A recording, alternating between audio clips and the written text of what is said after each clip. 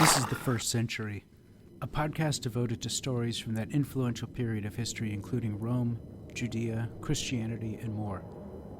I'm your host, Dr. Brian Schmisek.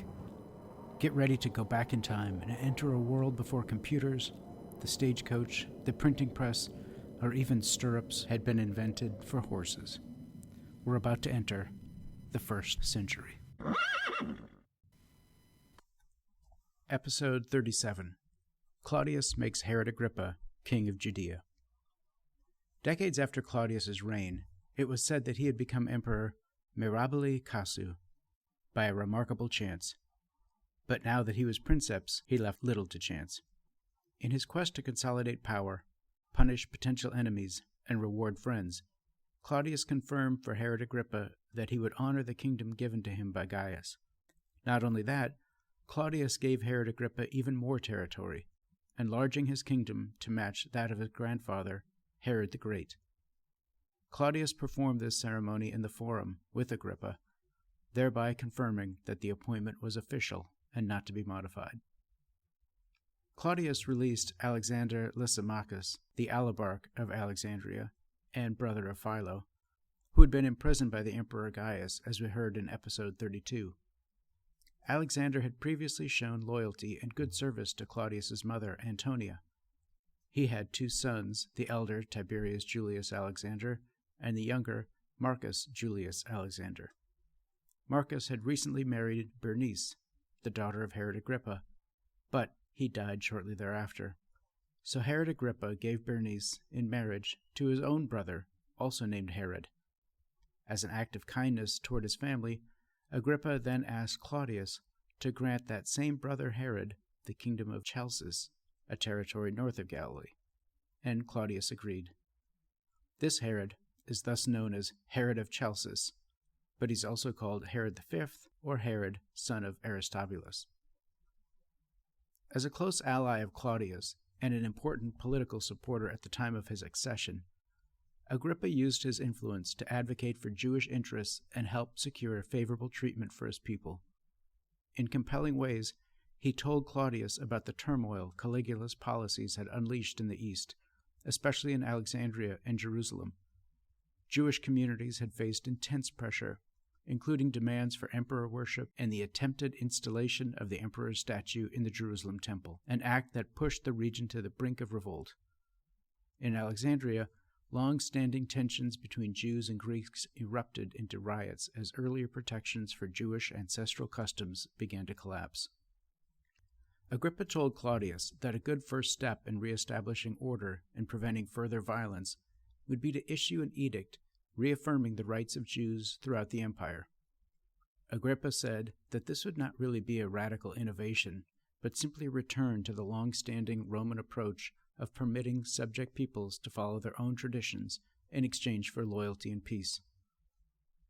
Claudius was convinced, and he issued an edict designed to restore the traditional Roman policy of religious toleration by reaffirming Jewish rights to practice their customs and maintain their institutions throughout the empire. In this way, Claudius both rewarded Agrippa's loyalty and reinforced his own legitimacy as emperor, presenting himself as a restorer of order after the excesses of Caligula. Claudius then sent Herod Agrippa to take the reins of his kingdom, with accompanying letters of support. Agrippa quickly made his way to Jerusalem, recalling how he had been in debt and literally in chains under Tiberius. When Gaius took the throne, the princeps had given Herod Agrippa chains of gold equal to the weight of the iron chains that bound him earlier. Now in Jerusalem, Agrippa made a point of presenting the golden chains to the temple, displaying them over the treasury itself, representing the significant change of fortune experienced by Agrippa and, by extension, the Jewish people. Agrippa gave credit to God, the God of the Jews, the one true God, saying that God at times raises up what has fallen, and that even the greatest prosperity may experience an occasional fall. Further, Agrippa stated that the chains of gold were dedicated to all the Jewish people. He said that he had once been bound for a small cause, but eventually his chains were removed, and he advanced further than before. Thus, no matter how much one might fall, a greater illustrious dignity is not without hope. Agrippa then showed his gratitude to the people of Jerusalem by lifting the tax on housing, which had previously been levied on every home. He saw this as a fitting way to repay their affection.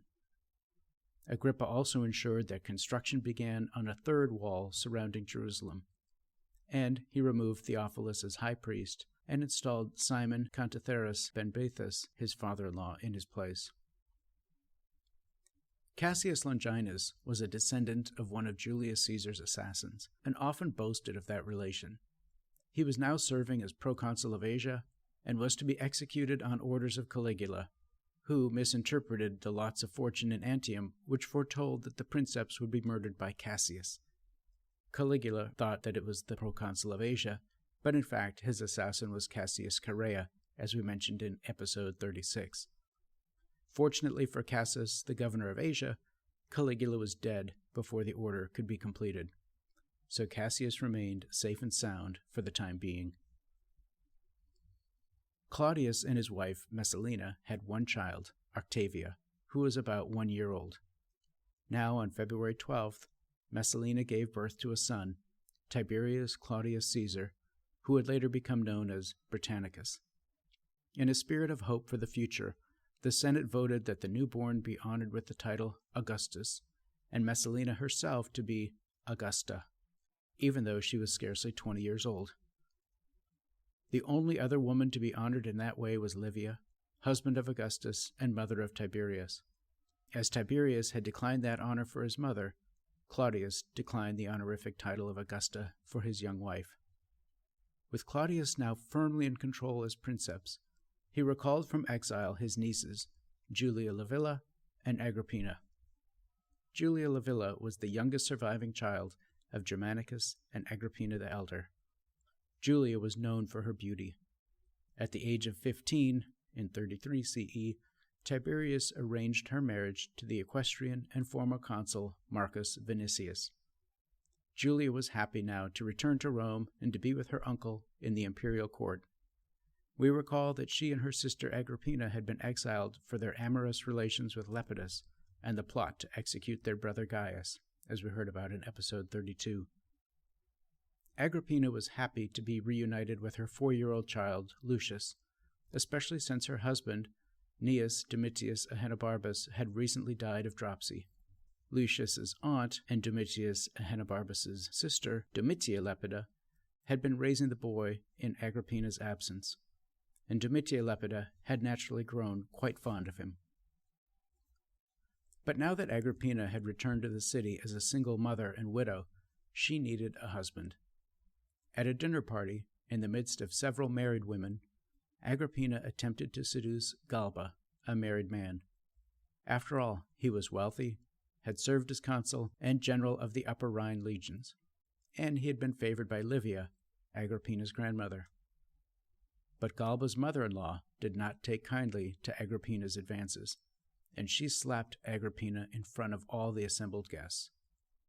Agrippina brushed that off as, quote, the cost of doing business, and eventually moved on to other prospective husbands.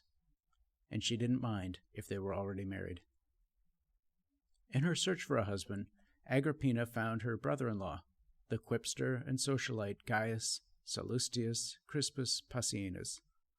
He was married to Domitia Lepida, sister to Agrippina's late husband, Gnaeus Domitius Ahenobarbus, the same Domitia Lepida who'd been raising Agrippina's young son. Passienus was the same who said of the princeps Gaius that there was, quote, no better slave and no worse master. Passienus once heard Gaius boasting about his sexual conquests and the many women that he had been with. Gaius was also rumored to have had incestuous relations with his sisters, and Gaius asked Passienus if he had ever slept with his sister. For Passienus, that question led him to believe that Gaius had in fact done just that. So Passienus responded cunningly, not yet. It was another example of Passienus knowing just what to say. With Agrippina having chosen Passienus, and without a slap from the mother-in-law, in this case her own mother-in-law, as Domitia and Gnaeus Domitius Ahenobarbus were siblings, the princeps Claudius then asked Passienus to divorce his own wife, Domitia, to marry Agrippina. Moreover, Claudius knew that only 3 weeks earlier, when Gnaeus Domitius Ahenobarbus had died, Gaius had seized 1/3 of the inheritance that was meant for Lucius, the son. So Claudius insisted that the funds be restored to Lucius, and that his new adoptive father, Passienus, would be a worthy husband to Agrippina. For his part, Passienus divorced his wife Domitia and submitted to Claudius's plans. Domitia Lepida seethed. She had raised her nephew while Agrippina was in exile, only for her to return and steal her husband. Domitia would not forget, but would wait for an opportunity for revenge. After the marriage, Claudius made Passienus proconsul of Asia, replacing Cassius, who had narrowly escaped Caligula's order to commit suicide. Asia was a senatorial province, which meant that there were no legions to command. Passienus, Agrippina, and young Lucius departed for the new post, and then served in the role from Ephesus. Next time, we'll hear about the early years of Claudius's reign, including his wife Messalina's eliminating of potential rivals, and Claudius's edict for Jews in Rome.